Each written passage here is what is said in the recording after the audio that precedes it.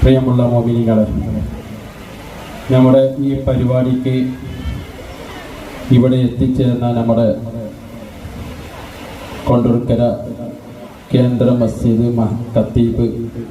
അബ്ദുറഹ്മാൻ റഹീം ഉസ്താദ് അവർ, അതുപോലെ നമ്മുടെ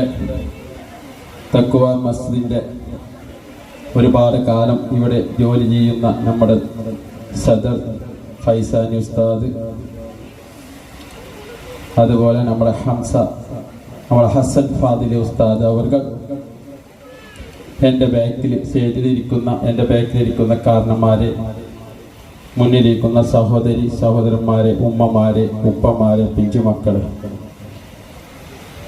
അൽഹംദുലില്ലാഹ് നമ്മൾ